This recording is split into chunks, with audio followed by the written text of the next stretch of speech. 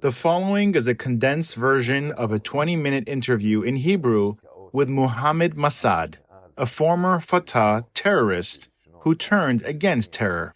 We have translated his words into English and streamlined them for clarity, bringing you the most powerful and shocking points he made. What you are about to hear are his words, direct, uncompromising, and eye-opening. Mohammed Massad was once a Fatah operative. He grew up inside the culture of hatred and violence. He lived a life of militancy, but today, he has turned his back on that world. He now speaks out against Hamas, against the Palestinian Authority, and against the ideology of terror that has enslaved his people. And in this testimony, he reveals why past prisoner swaps led directly to the massacre of October 7th, why future deals could be even more dangerous, and why the only path forward for Israel is to eliminate Hamas leadership while empowering ordinary Gazans who want peace. The last deal that paved the way to the horrors of October 7th was the Gilad Shalit deal. Israel released Yahya Sinwar, and Sinwar became the mastermind of the massacre. And the deals being considered today are even more dangerous. In Israel's prisons right now, there are men serving more than 60 life sentences each. Together, they murdered 67 Jews. Others carried out dozens of bombings and shootings. These are not political prisoners.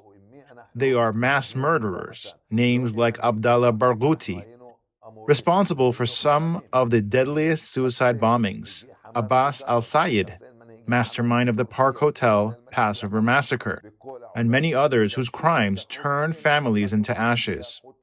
If they are released, the next October 7th will not wait years. It will not wait months. It will come immediately. I am firmly against negotiating with Hamas because that is exactly what Hamas wants. Negotiations strengthen them. Negotiations legitimize them. Negotiations encourage them to keep taking hostages. Every single prisoner exchange in Israel's history has ended in disaster. The Jabril deal of the 1980s released more than 1,000 terrorists and fueled the First Intifada. The Shalit deal in 2011 freed more than 1,000 more and gave us Sinwar. And Sinwar gave us October 7th. When we give in to these deals, we do not save lives. We endanger many more. The hostages are the most important.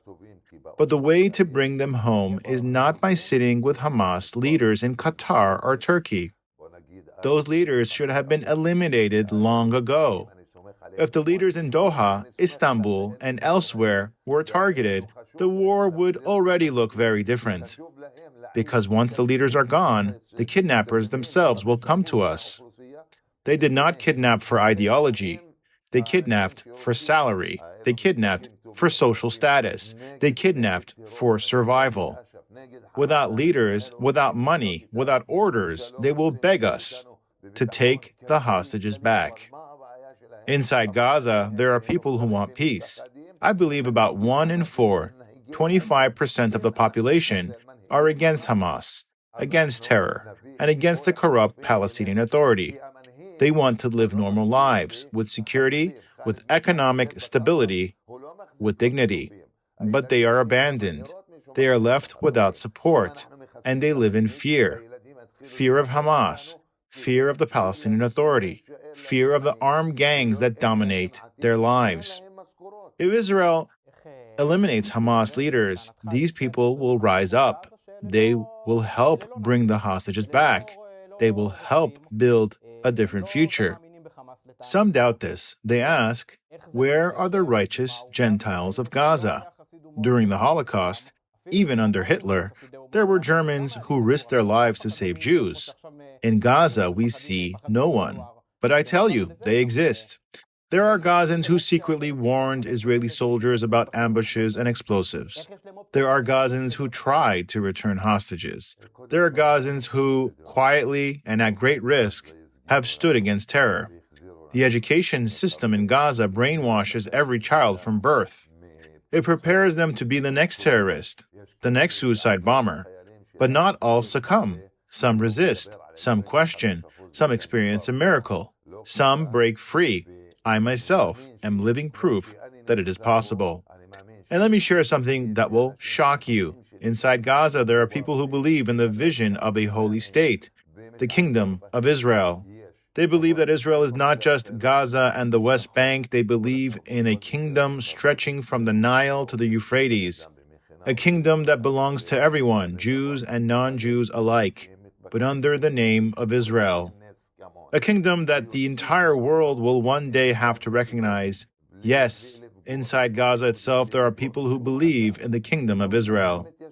When I look at the protests inside Israel, I see danger. The organizers claim they are for the hostages, but Hamas sees them differently. Hamas watches closely. They see weakness. They see division.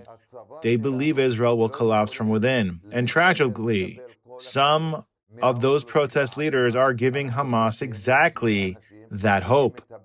They are feeding the belief that Israel can be destroyed, not by rockets, not by war, but from the inside. I will even say something difficult. It is possible that the events of October 7th had inside collaborators here in Israel itself.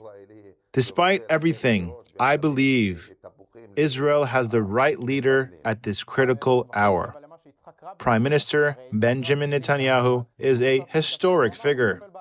In over 500 years, history has not produced a Jewish leader like him.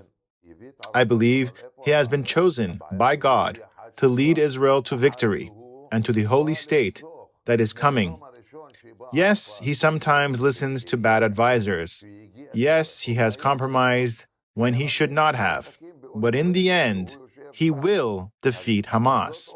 He will bring the hostages home. Because this victory is not only political, it is not only military, it is divine. It is written by the Creator himself. We cannot advance as a people without destroying terror.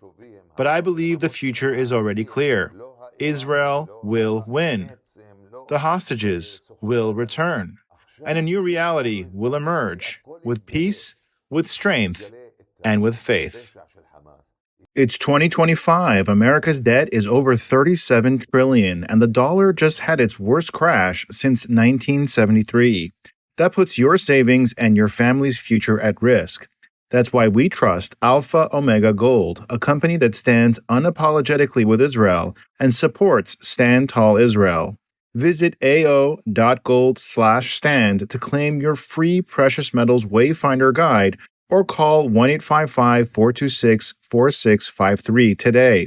Protect your future before it's too late.